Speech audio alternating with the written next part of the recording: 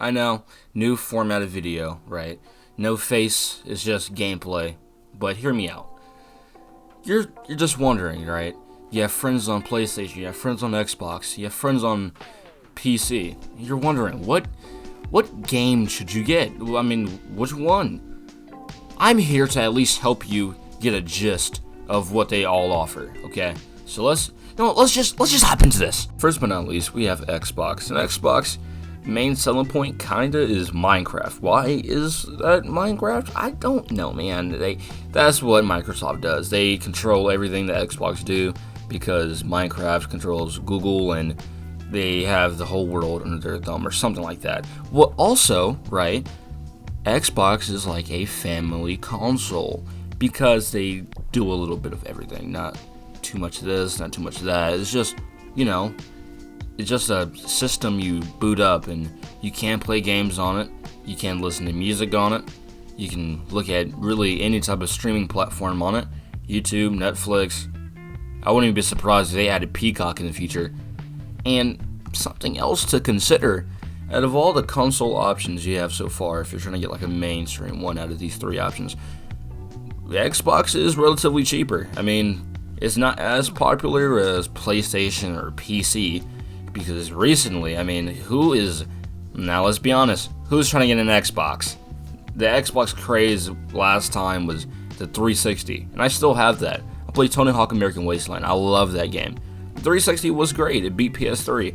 The Xbox One got beat by PS4, and we obviously can tell because I don't even know the newest name of the new Xbox. So, yeah, that's something to consider. And the thing about the new Xbox is, it's kind of cheaper. It's your cheapest price for out of these three options because the lowest I've found that you can actually get like the newest Xbox is $239.99.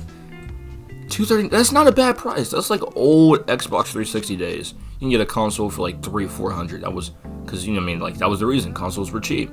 So Xbox, even though some prices may still be $500, $600, it's still not as high as its competitors. So I'll give Xbox that. These next two consoles are devices I personally have, so I can speak from it from a personal perspective. So the PlayStation, the good old PS5, PS4. PS4 was a great console. It was, gets you right to the point, straight up gaming. That's it. When you hop onto it, gaming. PS5, when you hop onto it, gaming. That's all they really, they really do. They have streaming services, because that's like the bare minimum nowadays. Can't watch YouTube, can't watch Netflix, then what are you here for? But gaming-wise, performs the best, no lag, download games quick, hop into games quick. Now, the downside, I will say, is this little stuff like you can't have a background on your dash. And switching through, if you have one game, you can't have two games open at the same time. You can't just switch in between. You just have to close one and open one. I know that makes sense, but if I'm paying all this money, basically it's a PC, if I'm paying all this money for this, I gotta at least be able to switch tabs. I shouldn't be able to close one game and then open another game. I can't just switch them. That's one thing I will say that kinda gets on my nerves. But besides that, is great. It's actually amazing. The device itself, like the controller, kind of fat. I will say the controller is kind of fat. It's kind of chunky. You can feel the weight on it. But the adaptive triggers, you have to put some weight into it. Like if you play Ghost of Tsushima and you try to use that longbow, you have to really pull back on it. You feel like you're actually drawing a longbow yourself. And other than that, the PS5 there's really no downside other than the ridiculous prices. My gosh, like the prices for a PS5 is kind of crazy. I know we're entering year 2-3 of these being out, but oh my gosh, like they couldn't bring it down a little bit.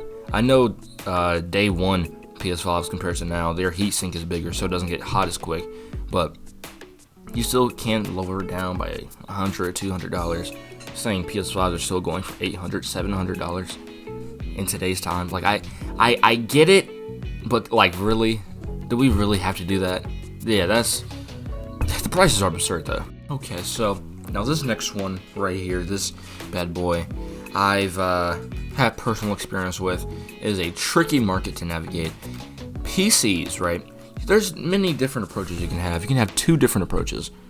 Getting a pre-built, which I do not recommend. I mean, if you're gonna get a pre-built, at least you have to 100% trust that your PC is gonna be working. But I mean, do you really? It's like getting a car. Your car gets messed up. You take it to a mechanic. They fix somewhat your problem, but mess something else up. So you have to keep going to them and going to them to get the problem fixed. It's just a continuous money cycle. That's how a pre-built is. I mean, they'll give you something for $600, but the actual quality of the item and how it plays and how it operates, it could usually be around like $300. I mean, they lowball you like crazy. That's why I advise anybody who's going into the PC world to make your own PC. And you may say, what do you mean make your own PC? Well, PC part builders, that is one big thing. Newegg, that's also a big thing. Look at those two sites and get some good parts. You know, there's GPUs, CPUs, motherboards. You can even do what I did when I first got my PC. I got an APU. Do I tell you to get an APU? I mean, you don't really need to, because APUs, you don't really need an APU. I got a Ryzen 3 3200G, and that thing played so bad. It was an experience. You know, I couldn't play really any AAA game. CSGO was around the top quality that I had. So it was a very, very put together struggle PC. But the more money you put into it, the more it feels like yours. You can customize it the way you want. You can get this part, you can get that part. You can make it a streaming PC. You can make it a gaming PC. You can just make it a normal PC. That's why PCs itself, computers, you even get a gaming laptop. I don't advise for that either. That's, you know, you can get one, but you know, if that's your main thing, please just get a PC. But overall, PCs are the greatest device that you can get because it does everything. And think about it like this: if you're doing school, you gotta do some homework, right? Boom, you have your PC. And I'm not advising this, okay, for any parents at home. But I will say, you know, if you need to take a break from the homework, you know, you gotta take a break from the studying, you can just alt-tab into a new game. I mean, come on. I mean, you can play all your AAA games that all your favorite YouTubers are playing. There's nothing you can go wrong with a PC. You can do everything on it. You can stream on it. And let's say you have a console already, and then you get a PC, and you're like, well, I don't want to stream on my PC. I don't want to stream on my PC. I have games on my console. I want to get the games on my console to my PC. Well, good friend, there's video capture cards. I mean, there's literally anything you want in the world. Mods. I mean, there's so much creativity when it comes to PCs that it can't be rivaled. I mean, it's the behemoth of the gaming anything. Not even gaming, just life. Everything is ran through a PC. NASA, what do they run through? PCs.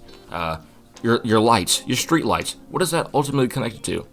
An AI, which is in what? A PC, exactly. PCs is everything. PC is life.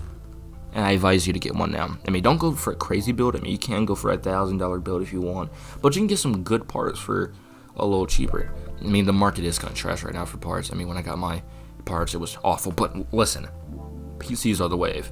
You know, I was just educating you about what console to get at first. Like, you know, if you want to get this one, it's alright. But no, get a PC. Alright. I don't even know. The video's changed at this point. Get a PC. Alright. Just get one now, and your life will be better. Way better. Okay, so here's the thing. This last community that I have to talk about, this last device or devices, we can't push them away out of the gaming community no more. Alright? Because Mobile Game Awards, that is a part of the Game Award ceremony. So, technically, they are respected. Okay? I know, it may be hard, but mobile gamers are a respected community now. Yeah, we have to include them now. We really do. The bullying has gone on long enough, you know. It's been bullying for long periods of time, like a long period of time. Like, I mean, think about it like this. Apex Mobile is getting more updates to this game than the actual Apex on any other device. I mean, they had two or one new character before the main platform had characters. They get new DLC content. It was so many different games that were on the mobile that we all love. PUBG. Now, let's be honest, okay? Let's really be honest. When PUBG went mobile, everybody and their mom was on it. You couldn't get off of it. It was like it was like Fortnite at one point. It was it was life. And come on now, let's really be honest. You'll see on people's stories, just caught a dub, eating chicken dinner. But one thing I can say about mobile gamers is they're a weird bunch, you know. You have so many different devices you can play on, and so many games you can play on. I mean, it's vast. You have all different type of tablets. You have Android tablets. You have iPhone tablets. You have iPhone, Android. It's just we can't believe them no longer. Okay, mobile gamers, tablet gamers. I'm here with you. All right, I take a stand for you in everything that you do. But that is the end of the video. I like the format of this, not really. It's like reading a teleprompter. It's kind of tough, but the face will be back. Don't worry. Next video, the face will be back. So, it's been a long ride, a short road, and deuces.